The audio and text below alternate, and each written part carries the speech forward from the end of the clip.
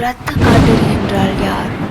இரத்த காட்டேரி என்பது தென்னிந்திய கிராமங்களில் நம்பப்படும் ஒரு பெண் ஆகும். இரத்தம் ப்ளஸ் காட்டேரி, இரத்தத்தை விரும்பும் பழிவாங்கும் பெண்ணாவி என்று பொருள்.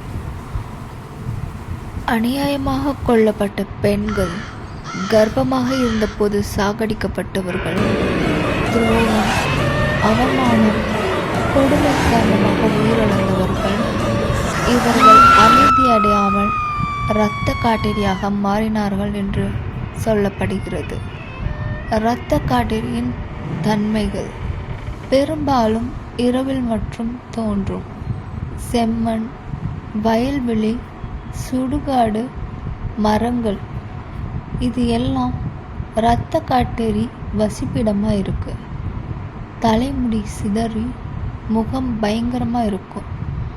ஆண்களை அதிகம் குறிவிக்கும், இரத்தம் குடிக்கும் என்று நம்பிக்கை.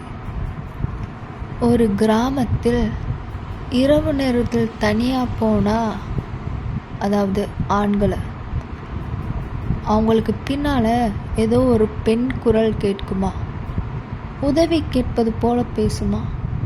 திரும்பி பார்த்தா முதலில் அழகா தெரியும், அடுத்த நொடி கண்கள் கருப்பா மாறி பற்கள் கூர்மையா தெரியும்.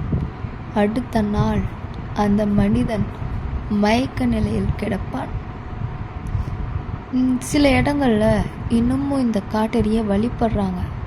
அது எதுக்குன்னா, அதை கோபப்படுத்தாமல் இருக்கிறதுக்குனும், அவங்க கிராமத்தை காக்கிறதுக்குனும், இன்னும் இந்த காட்டேரிக்கு சின்ன காட்டேரி கோவில் அப்படின்னு சொல்லி அங்கங்கே கோவில் வச்சு இந்த காட்டேரியை வழிபடுறாங்க.